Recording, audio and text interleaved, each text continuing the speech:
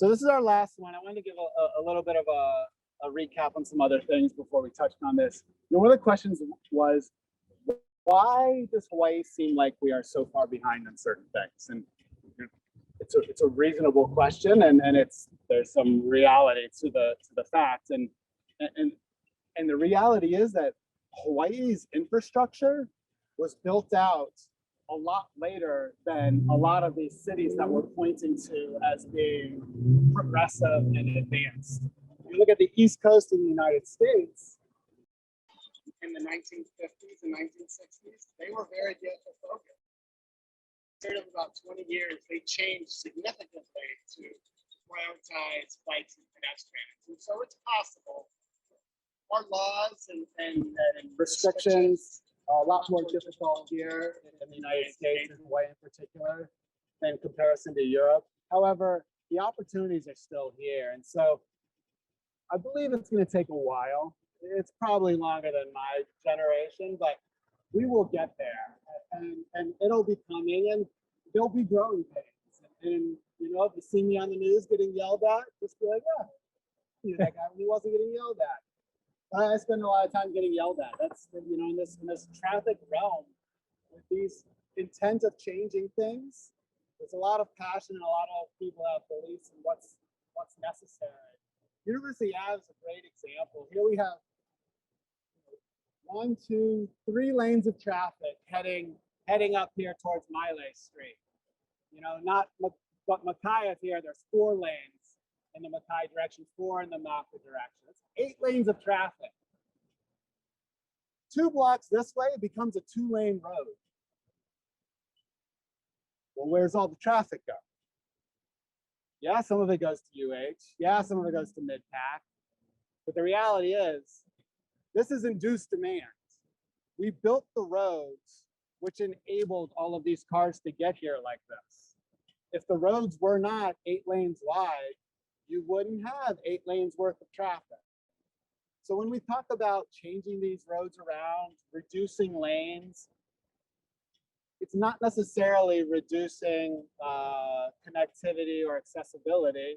It's putting a better use to these types of roads. So this intersection in particular, we can maybe turn this around and look back at here, was one that I studied a couple of years ago as part of a Complete Streets package. And at the time, this road down here, Campus Road, was open to vehicular traffic. They've since formalized it by making it largely pedestrian access only, but yeah, you can drive in there, but it doesn't have a throughput. So what it does is prioritizes bikes and pedestrians to come through here because they know once they get on campus, that's much easier. So if we looked at this intersection, and not looking at the number of lanes right now, because don't forget, it's 2 lanes wide up there. Yeah. Can anyone think of a potential reconfiguration of this intersection that might look like something that we played with or saw earlier today? Anyone from American Samoa? They should be, in theory. So we actually considered a roundabout here. Oh, you're kidding. Nope. I don't think. Look at this. Transportation professor, and he's already poo-pooing the idea. Where's your data-driven results? So we considered it. We looked through the idea of whether it be a single or multi-lane roundabout. The fact that it had already reduced one of the legs meant less conflicts in there. And so the thought was maybe we could get that in there. The reality is of the existing traffic was too great to really facilitate it.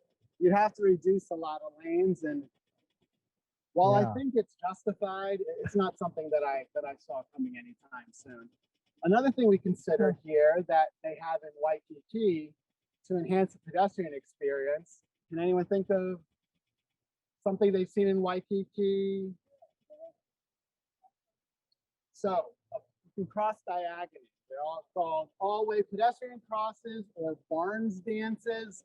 There's some guy named something Barnes, and why it's a dance, I don't know, but maybe the transportation PhD can figure that one out. So what they are is, it's a it's a phase of the cycle that allows pedestrian access in all directions. And so what that means is during the times that the vehicles are going, no pedestrians can walk. And that reduces the conflicts that happen on right turns or left turns, but it also allows lack of conflicts for the vehicles in addition to pedestrians. But it then holds out a special time that's just for pedestrians. And instead of going in one direction on one phase and another direction on another phase, if I'm to say, taking that bus over there and I'm at this location, I can cross diagonal. Can anyone think what that might do to the timing of the pedestrian cycle if I have to time it from this corner to that corner? It's a lot greater. Yep. It's huge. The diagonal distance of a square is greater than any one of the sides. And so the time dedicated to those all-way pedestrian crossings is ginormous. And in that time, you're moving no traffic. So for all the time you're not moving traffic, what's happening to the traffic? It's backing up and it's becoming worse. So now you have this push-pull against the fact that cars are backing up when the pedestrians are going. But when the cars are going, the pedestrians are sitting there waiting for the full cycle length to go around again. That's why we try to keep cycle lengths short, but in an intersection that has lots of movements like this, with dedicated turns and such, they can be upwards of 2 minutes. So that means if a pedestrian didn't make that phase, they're now waiting 2 minutes to cross any one direction. That's excessive, and one of which you often see people jaywalk or just find other means around it. And so while it seems like a great answer, we considered it in downtown at Bishop and King Street.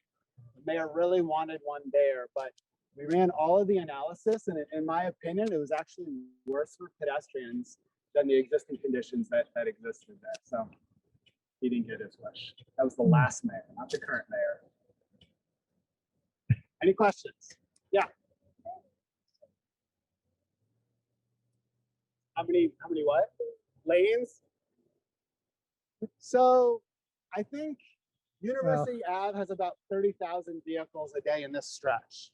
Yeah. I will remind you that it's a 2-lane road up there. It is, yeah. That takes in the realm of 11 to 15,000 vehicles a day.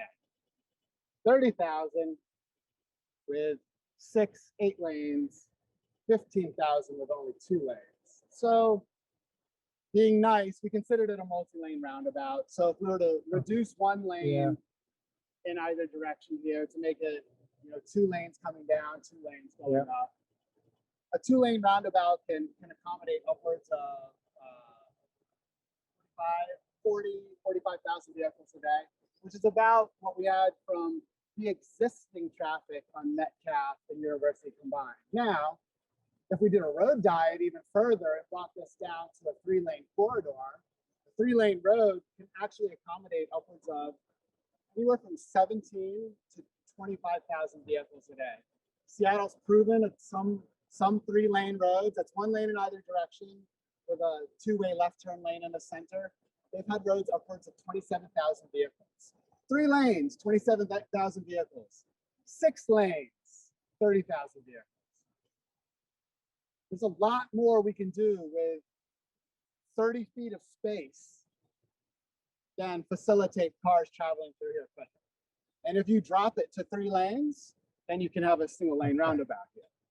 So you were considering a roundabout and then some kind of road diet or lane reduction. Okay, all right, fair enough. But one of the other things that we really liked about the roundabout and the all-way crossing was, if you all are aware, there's those arches over the sidewalk right at on the Malka side of Dole Street. Anyone know what those are? Decoration? Decoration. They're supposed to be the gateway to UH. Oh. Kind of a placemaking feature to say, hey, you're in a university atmosphere, drive like it. There's expected to be a lot of people walking, biking, be accommodated.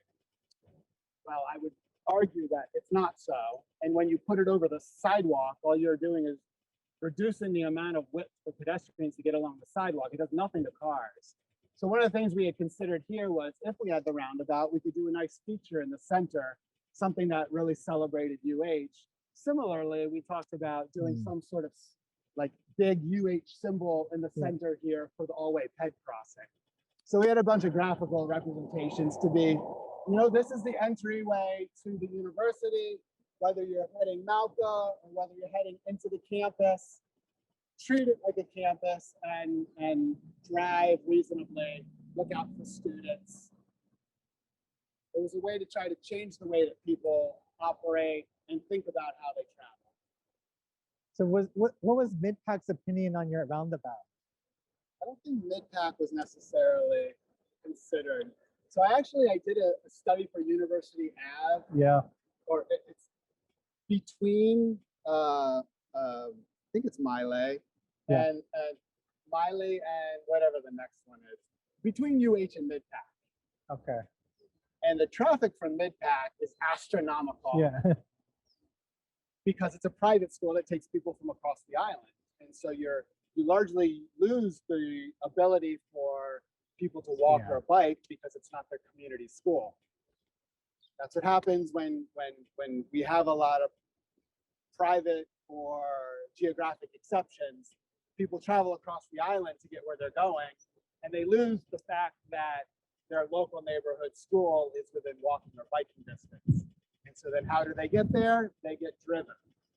So unfortunately, it creates this demand situation which encourages driving. And so we looked at that and said it wasn't actually that big of a deal. It's a very small period of time that they were impacted. But the rest of the time, it really prioritized pedestrians. And so they thought it was good.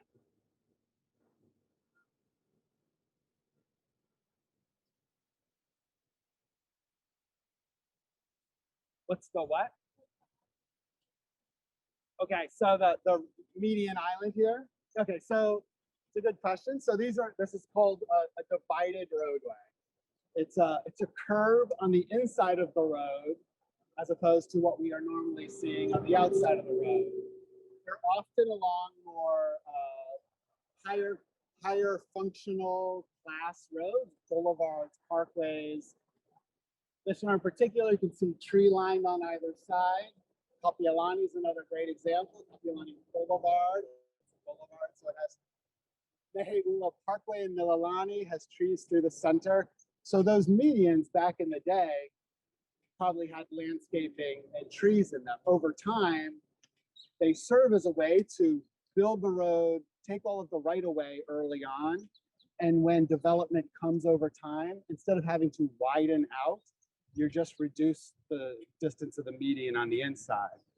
Where it benefits pedestrians, though, is when you have a lot of these mid-block crossings where they're uncontrolled with no signal, the pedestrian only has to cross one direction at a time. Yeah. So all they have to do is facilitate that, these 4 lanes of cars aren't going to hit me. So I make eye contact with all of them through. I catch my breath because I didn't die. And then I look in the other direction and do it for the next section. And so they provide a pedestrian barrier and safety enhancements while also being a place to provide additional grass or landscaping. Right. Any other questions for Michael? We're approaching the end of our tour time periods. Oh, we're actually past time. Okay. Any questions from American Samoa or CNMI? No? Okay, I guess then we'll thank Michael one more time. Thank you, Michael. That was excellent tour. And he will actually be back for our career panel. I think. Hope he remembers. He'll be teamed up with Wayne at that time, so that'll be interesting. But in any case, thank you, everyone. So that will conclude our camp activities for today. And I'm just going to end it right here. And we'll see everyone tomorrow for Puya's module on geospatial data. All right, thanks.